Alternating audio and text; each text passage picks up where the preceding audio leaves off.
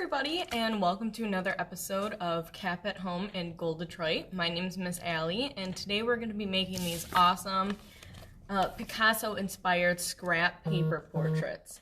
These are really fun, really easy to make, great way to use some of our scrap paper that we all have lying around from other Cap at Home projects. So just a few simple materials today, make these awesome, really funky looking portraits. And I'm going to flip over to my workspace and we can get started.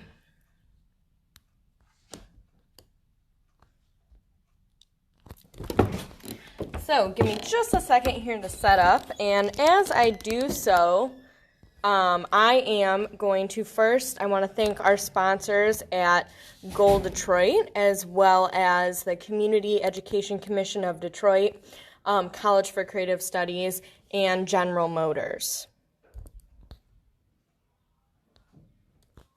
So, like I said, my name is Miss Allie, and we're going to be making these awesome Picasso-inspired paper portraits. Thank you for joining me again live this week.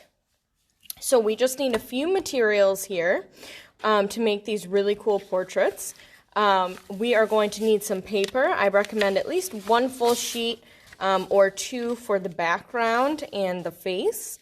And everything else can be tons of scrap paper. I have a whole plate full here to do this with. You're also going to need some scissors, some pencil, glue stick, marker, and that's what we are going to need today.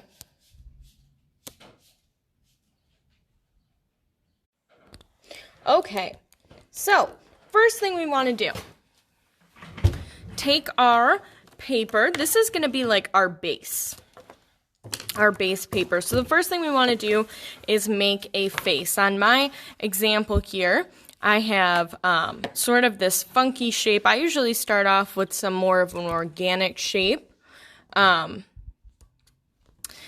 And sort of do that on a larger piece of paper. So whether you draw it out or if you just rip out a piece, or maybe you already have a scrap piece that you were thinking in mind. So I know that my head obviously is going to be bigger than my neck, and I know that my piece of paper is this big. So I'm probably going to draw, I'm like kind of drawing these weird oval-y shapes.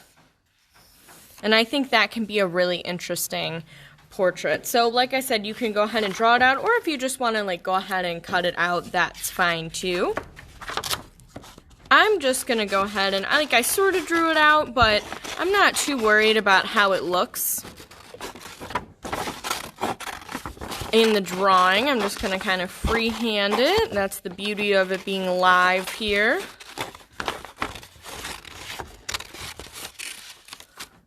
All right, so I have some scraps that I'm actually just going to set aside because this project totally relies on scraps, so I have those over here.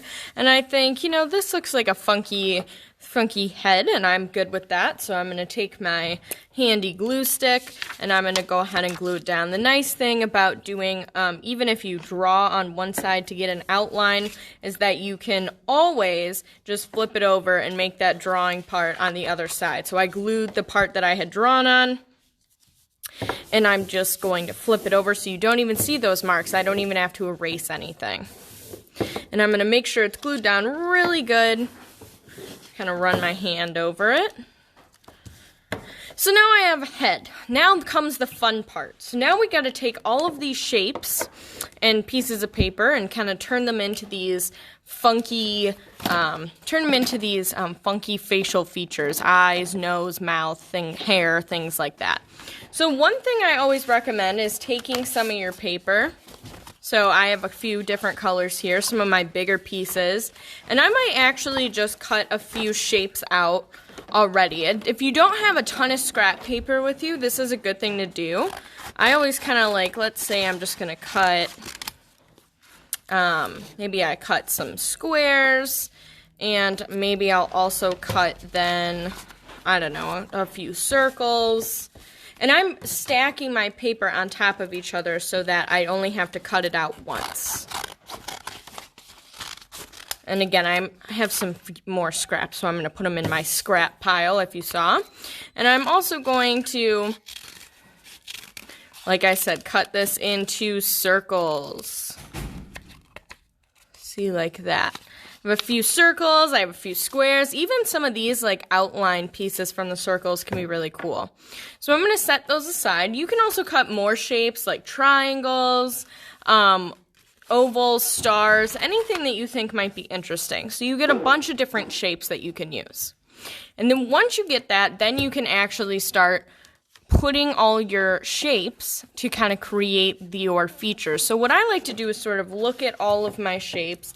I usually do the big things first. So if I have any big scraps of paper, I always try and look at those first. So I have a bunch here, and I was thinking that this looks really cool. I was thinking this might be like my bangs.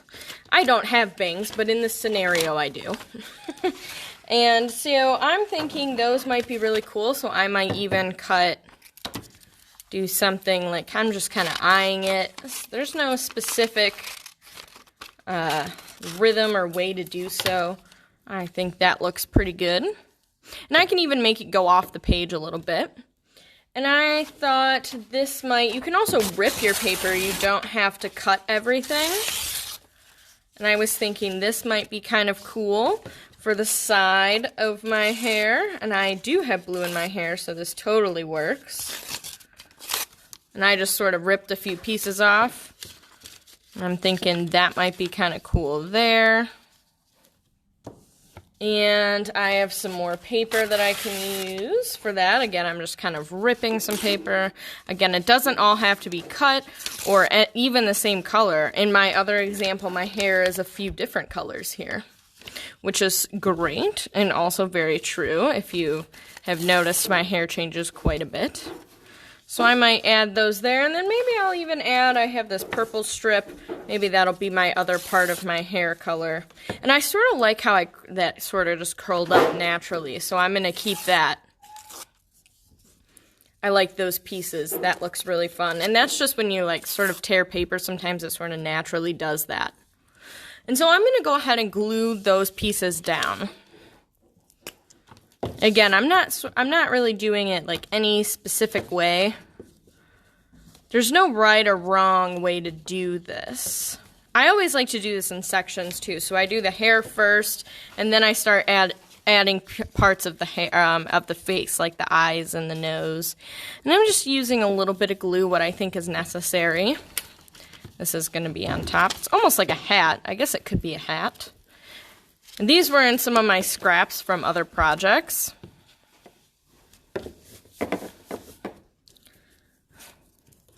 And I have this here. I'm kind of gluing those down. I think that looks kind of cool. Like I said, I sort of like how it sticks up. I think that has a really cool effect to it. And you can even draw on there too. I really like these curls though. This is really fun to me. And that totally, see how it's sticking up off the page too? There's no rule against that. I'm totally into that. So far, I like how that looks. Now, we want to add some more pieces of our face. And my scrap pile on my desk here is sort of getting out of control, which is sort of good. So I might go with something, I really like this shape. I think this is pretty cool looking. Might trim it down, and I think this could be a really interesting eye. Maybe that's like the base of my eye. And I might actually just go ahead and glue that down right away because I know I like this shape. Sometimes it's helpful to lay things out first before you start gluing stuff down. I'm impulsive. I like to just do it. Making sure I have glue. If you get a little sticky, that's okay. And then I can also I have some of these handy circles I cut out from before. And I might make this smaller. And like I said, I'm just sort of grabbing. And I think that could be really cool. And Picasso's all about doing, you know, sort of funky geometric shapes. So they don't all have to be realistic. You don't even have to put your eyes where you think they would go. Like your eyes can be triangle or square or have multiple pieces to them. Like I might say this might end up being my eye or something like this. They don't even have to go where they normally would go. I have my one eye over here. Maybe I'll put my other eye like more up here. That's cool. You can always add eyebrows. I'm always a fan of the funky eyebrow, and I just picked this shape up. This was from something else, and I thought this was an excellent shape. And I'm even going to do that over top of the hair just to get a little bit of layering in there. And then let's see what else we got. I have this funky shape. I might save that for an earring. I wear tons of earrings. So I might put that aside here. And then I have, like I said, I'm just sort of digging through all of these scrap pieces. And let's see what I can come up with. I'm sort of making a mess, but that's okay. I really like this heart shape. I love doing these sort of heart shapes as eyes. I had one in my other one, and I might even do it again here because I like it so much. Good trick to getting a heart is folding it and making it even when you're cutting it on both sides so that you know it's going to look the same. So I might even just go ahead and glue that down. And let's see, what else can we add to that eye? Let's see, what color haven't we used yet? I have such a plethora of colors. I might take the circle and put it in half, do sort of like a half shape. And that's the cool thing, I'm just sort of taking shapes. I know that the eye, there's the main part of the eye, and there's the eyelid, and I'm sort of just matching up shapes. I'm not even trying to make it look like anything specific. And I really like that shape there. I'm not really, maybe it's like a really thick eyelid. I love it, I'm going with it. Or maybe it's an eyebrow. I like it. And let's see, let's get a nose. What's a good color for a nose? Now, if you're at home following along, then you might have a color picked out and you're like, that is going to be excellent. A nose, I always tend to go for more of a straight, long, narrow nose. I don't know why, it's just what I gravitate towards when I do sort of these Picasso drawing things. This will be my nose, and again, I'm all about overlapping things. I think everything should be overlapping. I think there should be so many colors. You could just stick to just a few colors. You could even use pattern paper if you've got it. Totally your call, up to you. And I might even add just this little, I don't know, this just looks like a good accent piece. And let's see what else. We need a mouth. Now the mouth, again, you can draw it out first and cut it out, or you can try and find pieces that you think might be perfect for the shape you're looking for. Like I said, I sort of have a billion pieces over here. I might do more of a triangle mouth situation. And I like to sort of do this, the top of the mouth, sort of like, almost like mountains.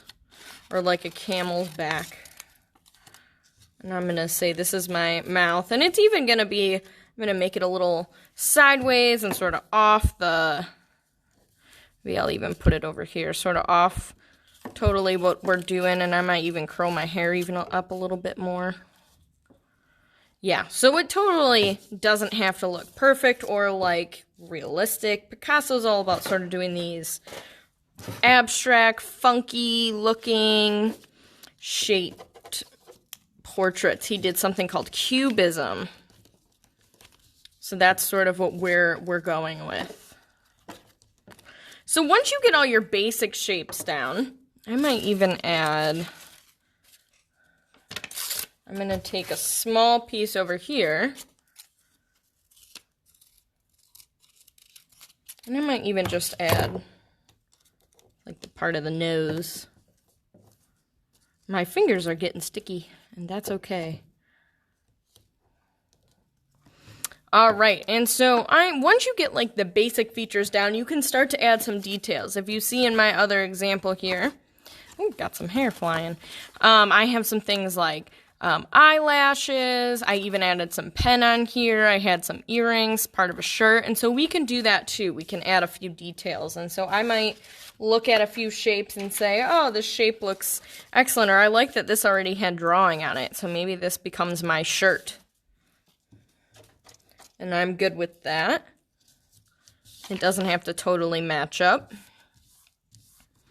And then you can also add like jewelry, like I said, earrings. I was saving this shape because I thought this would be perfect, and I can kind of make it look like it's going in and on top of the hair.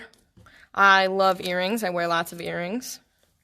And then I can go through and add other little details. Or another thing you can do is make mini eyelashes just by making sort of like these little, you can make thick ones or long ones, sort of just like making little rectangles. And I might just add a few on this one over here. You might end up having a little bit of paper everywhere, but that's okay. If it's not messy, is it really having fun making art? Are you really enjoying it? I know I always have fun and end up making a mess as well. As long as we clean up, it's all in good fun. I even like that little scrap piece right there. So this is why I love saving scraps. Sometimes you just get pieces that you're like, oh, that actually looks really good. So then you can start and go and draw in some other little details if you want. Like I always start to add in sort of like the middle of the eye. You know, and it can be any sort of design that you want. Maybe I add some details to the mouth here since this color is pretty light. And you can just add some funky designs, or you can even, you can outline some things. Like I said, I usually add parts of the eye in at this point.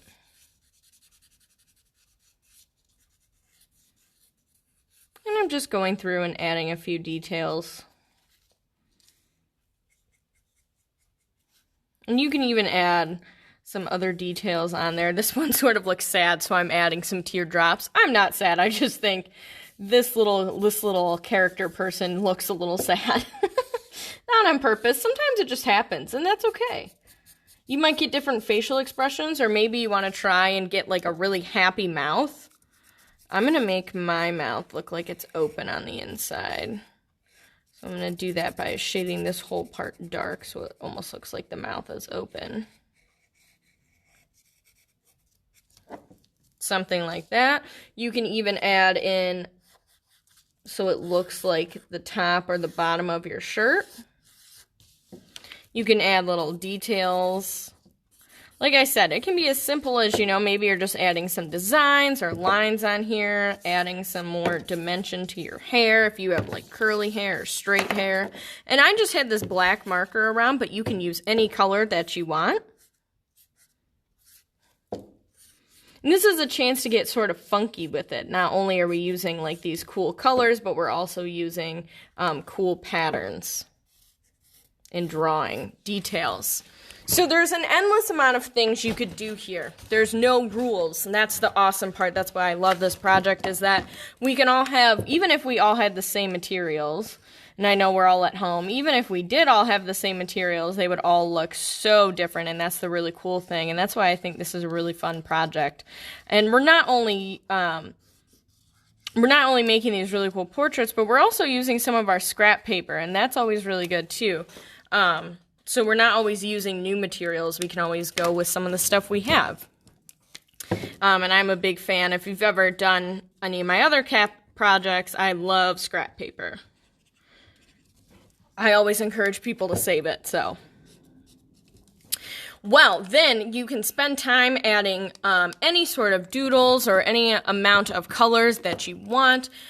Get crazy with it. I know I could get carried away and just do this for a while. This is sort of the fun part, adding these like little details. Or you can just keep it the way it is. Totally your call. But when you get to the point where you feel happy and satisfied and you're like, this looks Amazing. Then you can take a photo of it and share it with us on the link in this video at the collegeforcreativestudies.edu email. We'd love to see what you created. But before you even do that, what do we got to do? We always got to clean up. We always want to make sure that we're putting away our materials. Everything has a cap on it. My cap always seems to roll away from my glue stick, so I want to make sure I have that. And all my markers have caps and anything else I use. Now, scrap paper pieces like this are still good to use for other projects, so I kind of put those aside. Maybe you have a baggie or like a plate or something that you keep, or a bin that you keep your scraps in. Little pieces, like little pieces like this, you don't necessarily need to save. You can go ahead and toss those. So, if it looks usable, save it. If it doesn't, you can toss it. And then when you feel satisfied and you have a fabulous drawing, feel free to share it with us. Or even if you wanted to give it a name, or maybe it's a portrait of you or someone in your family. And you can show off your awesome Picasso-inspired portrait. I have a couple here. I think they're really fun and funky looking, very colorful. And again, just using a few materials of scrap paper, glue, and some coloring materials, markers, crayons, colored pencils, anything you have. So, that is what I have for you today. Thank you for joining me again on this Cap at Home video. I always love seeing you guys. I'm so glad you come hang out with me on Tuesdays. Make sure to join us next Tuesday to do another Cap at Home video with me. And like always, you can always check out our other cap videos on Instagram, YouTube, and Facebook if you missed them. And we have videos every Monday, Tuesday, Wednesday, and Thursday at 4 p.m. So joining us tomorrow with Miss Gabby, or check out any of our other videos, or just join me next week. Thanks for hanging out with me again today to make these really fun Picasso scrap paper portraits. Feel free to share what you made. I'd love to see it. And until then, I'll see you next time.